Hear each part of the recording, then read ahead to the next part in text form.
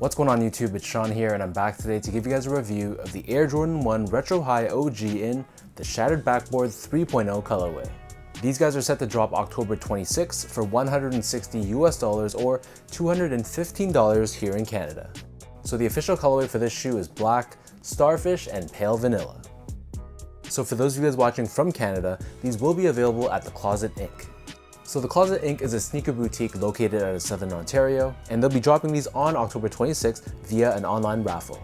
So I'll add their social media, their website, all that good stuff down below, so be sure to give them a follow so you guys won't miss the raffle instructions. Also, the Closet Inc. just launched their mobile app as well, so for iPhone users and Android users, be sure to grab this on your phone as well. So with all that info out of the way, jumping back to the shoes, these guys are unofficially nicknamed the Shattered Backboard 3.0 for its similarity to the original Shattered Backboard 1.0 and the subsequent 2.0 as well. This time, however, these guys take that Bread 1 color blocking and adopts this vibrant starfish color. So first things first, let's address the elephant in the room, the leather on these shoes. So when images of these guys first leaked, the internet and the sneaker community on the internet specifically was pretty outraged at Jordan Brand's decision to incorporate this crinkled patent leather. I feel like over time though, and as we get closer and closer to the release date, as usual, opinions have changed. And while these are definitely not universally loved, I feel like a lot of people's opinions have swayed to the other side. So taking a closer look, starting things off with the toe box, you'll see that although it looks like your standard Jordan 1 toe box, the leather they used looks like a wrinkled patent leather, but to the touch and to my surprise, it felt pretty soft in hand. Wrapping around the outer edge of the toe box, here we have this wrinkled black leather. You'll see more of this wrinkly black leather as we move towards the midfoot of the shoe, and then overlaid on top, we have this shiny Nike swoosh. On the lateral side of this ankle collar area, here we have the Air Jordan Wings logo, debossed in black, and then the majority of the back heel is again covered in that orange leather.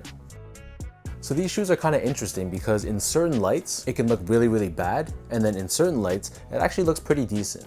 So I feel like when there's a ton of light reflecting this shoe, it really highlights the crinkles and pretty much the aspects of this leather that people hate. But with less light, the crinkled look is nowhere near as noticeable, and in these situations, these guys actually look pretty good. Moving on to the laces, so these come with your standard flat style black laces, but they also give you a secondary pair of like a burnt orange lace as well.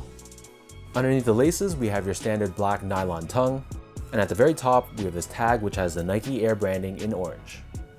So the interior of these Jordan 1s is lined in this very soft, almost neoprene-like material, and then pulling out the insoles, these come with your standard Air Jordan 1 insole, which is lined in black and finished off with Nike Air branding on the heel in orange. So the upper of these Jordan 1s sits in this off-white colored midsole. Because of the color of this midsole, it gives off like a very vintage vibe to it, and together with the orange and black upper, these shoes really exude the theme of Halloween. Encapsulated underneath the heel of the midsole, we do have a Nike Air sole unit, and then turning these guys over to the bottom, here we have your standard Air Jordan 1 outsole. So this is entirely done in this off-white colored rubber. We have the circular pivot point on the forefoot and Nike branding right in the center. In terms of sizing, I got these in my standard Jordan 1 size, which is a 10.5. For most people that means sticking true to size, but if I'm being very nitpicky, I feel like this forefoot area right across the toe box, this area right here felt a little bit tighter than some of the other Jordan 1s that I picked up recently that use traditional leathers for the upper. Maybe I was just wearing thicker socks, but I felt like there was a little bit of a noticeable difference where I don't normally feel that discomfort with other Jordan 1s. Long story short though, you're probably going to be okay sticking with your normal Jordan 1 size, assuming in the worst case, you don't mind a slightly more snug fit. Next up, from a comfort standpoint, so nothing special here, these feel on feet exactly the same as all my other Jordan 1s, and despite this interesting leather choice for this shoe, there really wasn't a noticeable difference from a comfort standpoint. So with that said, you're going to have a ton of ground feel, you'll feel very low to the ground, but it pretty much feels like it's non-existent cushioning.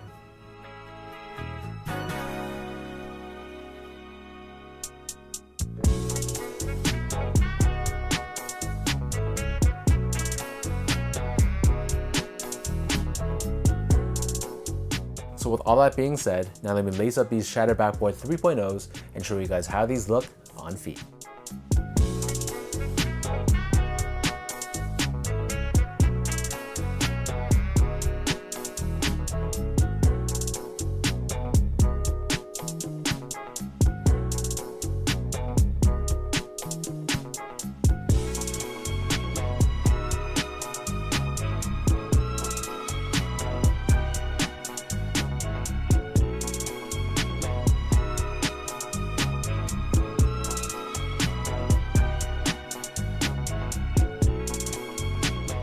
Overall, so having these in hand, I gotta say they're not as bad as I initially thought, but I do have to admit in certain lights, when you can really see all those wrinkles and crinkles, I still kind of find them funny looking.